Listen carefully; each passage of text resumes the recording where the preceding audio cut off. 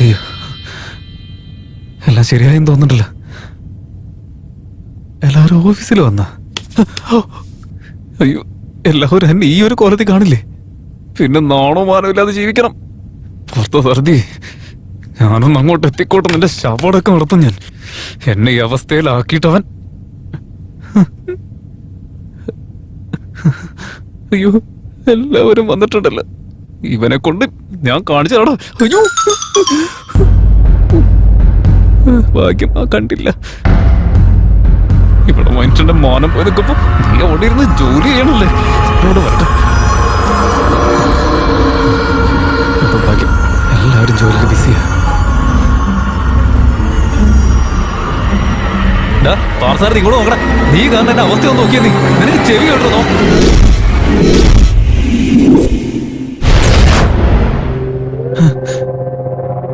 ഇത് ഞാൻ അത് ഞാനല്ല പാർസാരഥി. അത് ആരാണ്? എന്നെ പോലെ ഇരിക്കുന്ന അത് ആരാന്ന്? എടാ പാർസാരഥി, എന്താന്ന് മനസ്സിലാവുന്നില്ല. എടാ എടാ ആരാണ് നീ?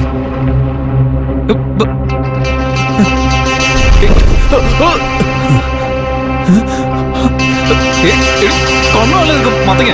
ഇതിപ്പോ എന്താ എന്റെ ഉള്ളിൽ കൂടെ അല്ല പോയെ? പാർസാരഥി, എടാ ഞാൻ പറയുന്നൊന്നും കേൾക്കുന്നില്ല നിനക്ക്?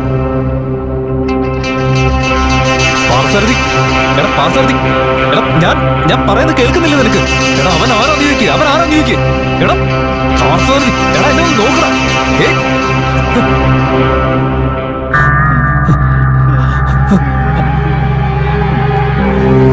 ഹലോ ഹലോ, എന്നെ നോക്കി. ഞാനാ വിജയ്. എല്ലാവരും നോക്ക്. എടാ പാർസാരഥി, എടാ എടാ നീ ഏതാ?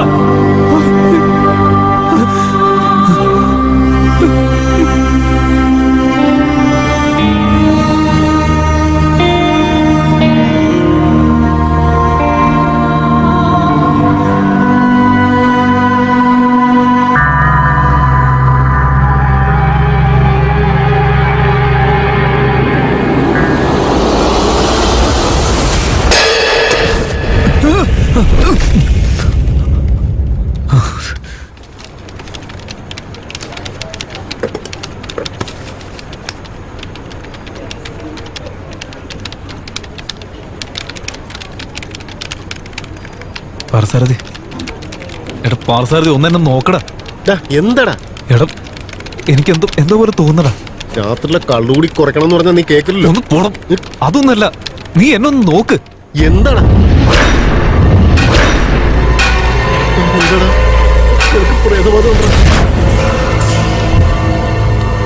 നീ വെറുതെ ആവശ്യമില്ലാതെ ഓരോന്ന് വിളിച്ച് പറയാൻ നിൽക്കരുത് കേട്ടാ. നിന്നോട് ചോദിക്കാൻ വന്നും എന്നെ വേണം തല്ല. ഇന്നലത്തെക്കാളും നിന്റെ മുഖത്ത് എന്തോ ഒരു നല്ല വ്യത്യാസം കാണുന്നുണ്ടാ. എടാ പൊട്ടിച്ചെറ്റ, നീ ഇനി ഒരു അക്ഷരം മിണ്ടി കഴിഞ്ഞ എന്റെ ചെകൾ അടിച്ച് പൊളിച്ച് ഞാൻ മിണ്ടാതിരുന്നു. എടാ സത്യമായിട്ട് നിന്റെ മുഖം കാണുമ്പോ പ്രേതം കയറിയത് പോലെ തോന്നുന്നുണ്ടാ. ഞാൻ സോറിടാ. ഇന്നലെ ഞാൻ നിന്നെ ഒരുപാട് പേടിപ്പിച്ചടാ. ആ പേടി കൊണ്ടാവും നിനക്ക് ഇങ്ങനെയൊക്കെ ഉണ്ടായെന്ന് തോന്നുന്നു. ഞാൻ പറഞ്ഞു നിനക്ക് വിശ്വാസം വന്നില്ല അല്ലേ? നിക്ക്, നിന്റെ ഡൗട്ട് ക്ലിയർ ആവണമെന്നുണ്ടെങ്കിൽ നീ ഈ CD ഇട്ട് ഒന്ന് കണ്ടു നോക്ക്. നിനക്ക് തന്നെ മനസ്സിലാവും. എന്താടാ ഇത്? ഇതേതോ ചാനലിൽ വരുന്ന ഏതോ ഗുരുക്കളുടെ പടമല്ലേ? അതേടാ, ഞാൻ ഇദ്ദേഹത്തിന്റെ ക്ലാസ് അറ്റൻഡ് ചെയ്തിട്ടുണ്ട്. നീ ഒന്ന് ഇട്ട് നോക്ക്, നിനക്ക് മനസ്സിലാവും കാര്യങ്ങള്. ശരി, ഞാനിപ്പോ വേറൊരു കാര്യം പറയാം. നിനക്ക് ചെയ്യാൻ പറ്റും? എന്താണെന്ന് പറ. വായടച്ച് മര്യാദയ്ക്ക് പണിയെടുക്കാൻ നോക്കണം. ആവശ്യമില്ലാത്തൊരു കാര്യങ്ങൾ പറഞ്ഞോട് പോടാ. നിന്നോടൊക്കെ പറയാൻ വന്നാലും ഭേദം പല കന്നുകാലിയോടും പറയുന്ന. മര്യാദയ്ക്ക് അവനവന്റെ ജോലി വെച്ചോ. വെറുതെ എന്നെ തല്ലുകൊണ്ട് ചാവാൻ നിൽക്കല്ലേ. നിന്നോടൊക്കെ ഇത് പറയാൻ വന്നതിന് എന്റെ തലമണ്ട അടിച്ചു പൊട്ടിക്കണം.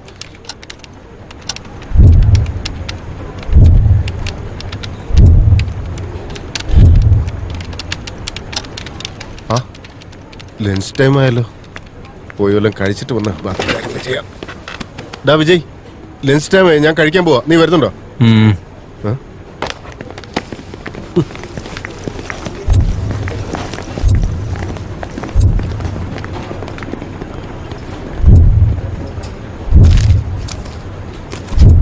ഭദ്രമാതൃകയിൽ എന്താ ഉള്ളത്? എന്തായാലും നോക്കാം.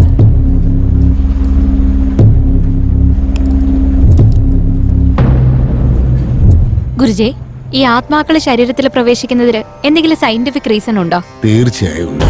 ആത്മാവുകൾ മനുഷ്യ ശരീരത്തിൽ പ്രവേശിക്കുന്നതിനും ശരീരത്തിൽ നിന്ന് പുറത്തു പോകുന്നതിനും ശാസ്ത്രീയപരമായ ഒരു കാരണമുണ്ട്.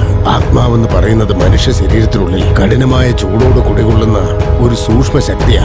ആ ശക്തി ശരീരത്തിൽ നിന്ന് പുറത്തു വരാതെ ഇരിക്കാൻ നമ്മുടെ ശരീരത്തിന് ചുറ്റുമുള്ള സൂക്ഷ്മ ശരീരങ്ങൾ തടസ്സമാവും. ഈ സൂക്ഷ്മ ശരീരങ്ങളെ നമ്മൾ മാനസികം, പിന്നെ പാവനാത്മ ശരീരം എന്നൊക്കെ പറയും. ഏതെങ്കിലും ഒരു സാഹചര്യത്തിൽ മനുഷ്യൻ മനസ്സുകൊണ്ട് വല്ലാതെ പേടിക്കുമ്പോ അല്ലെങ്കിൽ സങ്കല്പങ്ങളിൽ മുഴുകുമ്പോഴോ ഈ സൂക്ഷ്മ ശരീരങ്ങൾ അവരുടെ ശക്തികൾ പുറത്തെടുക്കും. ഇതുപോലുള്ള സന്ദർഭത്തിലാണ് ആത്മാക്കൾ മനുഷ്യ ശരീരത്തിൽ നിന്ന് പുറത്തേക്ക് വരുന്നത്. ഇതെല്ലാം ആത്മാവുകൾ ശരീരത്തിൽ നിന്ന് പുറത്തു വരാൻ കാരണമാവുമ്പോ ആത്മാക്കൾ ശരീരത്തിനുള്ളിലേക്ക് പ്രവേശിക്കാൻ മറ്റൊരു കാരണവുമുണ്ട്. അതേക്കുറിച്ചൊന്ന് പറയൂ ഗുരുജി. ചില പ്രത്യേക സാഹചര്യത്തിൽ ആത്മഹത്യ ചെയ്യുന്ന മനുഷ്യന്റെ ആത്മാവിൽ ഈ സൂക്ഷ്മ ശരീരങ്ങൾക്ക് പ്രവേശിക്കാനേ ആവില്ല. അങ്ങനെയുള്ളപ്പോ ആത്മാവുകൾക്ക് തങ്ങളുടെ ശക്തി വർദ്ധിപ്പിക്കാനാവാതെ ശക്തി നഷ്ടപ്പെട്ടുകൊണ്ടിരിക്കും. അങ്ങനെയുള്ളപ്പോ ഈ ആത്മാവുകൾക്ക് ഈ ലോകം വിട്ട് മറ്റൊരു ലോകത്തിലേക്ക് പ്രവേശിക്കാൻ സാധിക്കില്ല. അങ്ങനെയുള്ള ആത്മാക്കൾ ഇവിടെ തന്നെ തുടരും. ഈ ആത്മാക്കളെ നമ്മൾ പ്രേതാത്മാക്കൾ എന്നാണ് പറയാറ്. ഇവയെല്ലാം ശരീരത്തെ കൺട്രോൾ ചെയ്യുന്നത് എങ്ങനെയാ? ഇങ്ങനെയുള്ള പ്രേതാത്മാക്കൾ താൻ ഇപ്പോഴും ജീവിച്ചുകൊണ്ടിരിക്കുന്നു എന്നുള്ള ഭ്രമത്തിൽ തനിക്ക് അത് വേണം ഇത് വേണമെന്നുള്ള ആഗ്രഹത്താൽ ജീവിച്ചുകൊണ്ടേയിരിക്കും. പക്ഷെ അവറ്റകൾക്ക് ഭൗതിക ശരീരം എന്നൊന്നില്ല. അതായത് ഭൂമിയിലുള്ള ഏതൊരു കാര്യത്തിനെയും അതിന് അനുഭവിക്കാൻ സാധിക്കില്ല. എപ്പോൾ ആത്മാക്കൾക്ക് ആഗ്രഹിച്ചത് നേടാൻ സാധിക്കുന്നില്ലയോ ആ സമയത്ത് തനിക്ക് പ്രവേശിക്കാൻ ഏതെങ്കിലും ഒരു സ്ഥലം കിട്ടുമോ എന്നത് അന്വേഷിച്ചുകൊണ്ടേയിരിക്കും. ആ സ്ഥലമാണ് മനുഷ്യ ശരീരം. ഏതു മനുഷ്യന് ഭയമുണ്ടോ അങ്ങനെയുള്ള മനുഷ്യന്റെ ശരീരത്തിലേക്ക് പ്രേതാത്മാക്കൾ ചില വിചിത്ര കഥകൾ പറഞ്ഞ് പേടിപ്പിച്ച് അവന്റെ സൂക്ഷ്മ ശരീരത്തിന്റെ ബലം കുറച്ച് ആ മനുഷ്യന്റെ ശരീരം ബലഹീനമാക്കി ആ ശരീരത്തിനുള്ളിലേക്ക് അത് പ്രവേശിക്കും. പിന്നീട് ആ മനുഷ്യൻ മൂലം അവരുടെ ആഗ്രഹങ്ങൾ നിറവേറ്റാൻ അവറ്റകൾ ശ്രമിക്കും. ഇങ്ങനെയുള്ള സമയത്താണ് മനുഷ്യന്റെ പെരുമാറ്റ രീതികൾ മാറുന്നത്. കാരണം അവന്റെ മനസ്സ് അവന്റെ കൺട്രോളിലായിരിക്കില്ല. അവൻ വിചിത്രമായി പെരുമാറും. പുതിയ പുതിയ ആഗ്രഹങ്ങൾ അവനിൽ ഉടലെടുക്കും. എല്ലാം ശരീരത്തിനുള്ളിലെ ആത്മാക്കൾ ചെയ്യുന്ന ജോലിയാണ്. ചില മനുഷ്യരുടെ ചെറുപ്രായത്തിൽ ആ മനുഷ്യന്റെ ആത്മാവ് അവന്റെ ശരീരത്തിൽ നിന്ന് പുറത്തു വന്ന് മായിക ലോകത്തിൽ നിന്ന് പുറത്തു വന്ന് ഭൂലോകത്തിൽ കറങ്ങുന്നതെല്ലാം CCTV ക്യാമറകളിൽ റെക്കോർഡായിട്ടുണ്ട്. അങ്ങനെയുള്ളൊരു വീഡിയോ ഇപ്പോൾ ഞാൻ കാണിക്കാം. CCTV അതേക്ക് ഏതെന്തെങ്കിലും അറിയാൻ പറ്റില്ലേ? ചെക്ക് ചെയ്ത് നോക്കാം.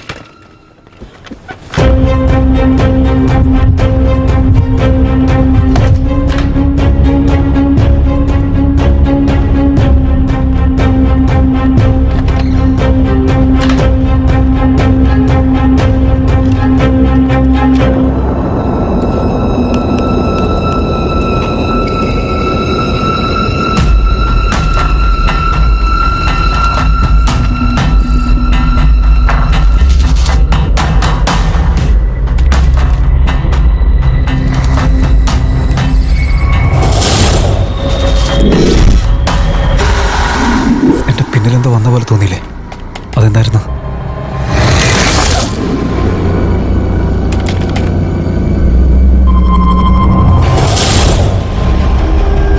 അതെന്റെ ശരീരത്തിൽ കയറിയില്ലേ?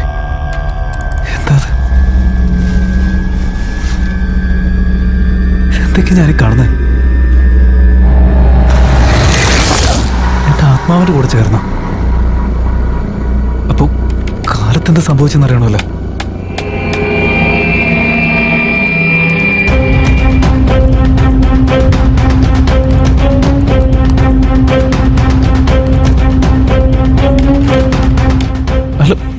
ഞാനല്ല അവിടെ ഇരിക്കുന്നത്. അവിടെ ആരും നിൽക്കുന്നുണ്ടല്ലോ. ഓ, അപ്പൊ എന്റെ ആത്മാവായിരുന്നു എല്ലായിടത്തും കറങ്ങി നടന്നത്. എല്ലാ CCTV ചെക്ക് ചെയ്യാം.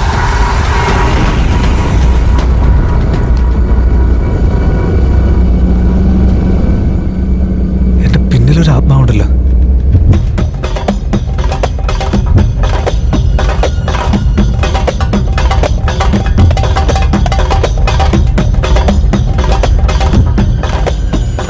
എന്തൊക്കെ സംഭവിച്ചിട്ടുണ്ട്. ഇതെന്റെ പിന്നിൽ നടക്കേണ്ട കാര്യം എന്താ? അത് കണ്ടുപിടിക്കണം.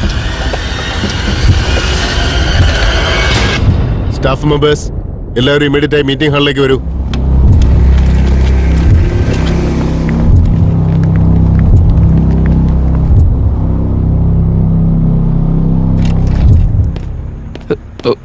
അയ്യോ, വിളിച്ചപ്പോഴേക്കും എല്ലാം കൂടെ ഹാജരായല്ലോ. എന്നാലും കാര്യം എന്തായിരിക്കും? ഒന്നും മിണ്ടാതെ കൂടെ ചേർന്ന് നിൽക്കാം. Hi hi hi hi hi hi hi sir.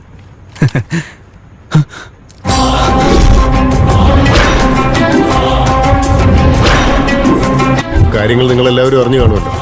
Aishwarya is no more. ഇന്നലെ രാത്രി അവർ കൊല്ലപ്പെട്ടിരിക്കുന്നു. നമ്മുടെ കമ്പനിക്ക് ഒരു നല്ല സ്റ്റാഫിനെ നഷ്ടപ്പെട്ടതിന്റെ പേരിൽ എനിക്ക് വിഷമമുണ്ട്.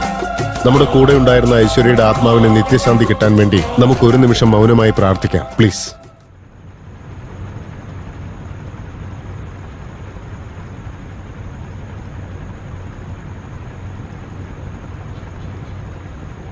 Thank you. നാളെ ഒരു ദിവസം കമ്പനി ലീവായിരിക്കും. ഇപ്പൊ നിങ്ങൾ എല്ലാവരും പോയിക്കോളൂ.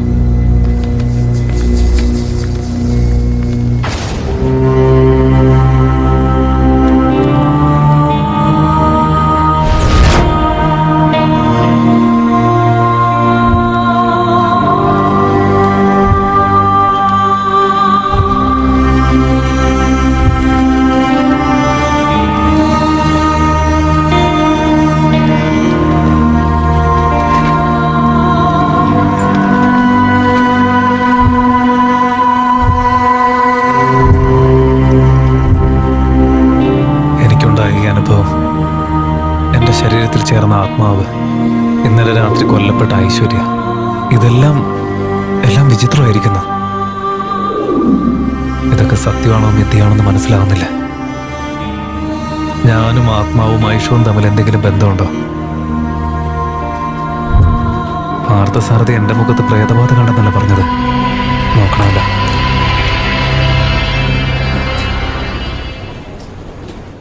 പ്രത്യേകിച്ചൊന്നും കാണുന്നില്ല. പിന്നിലെന്താ കാണുന്നത്?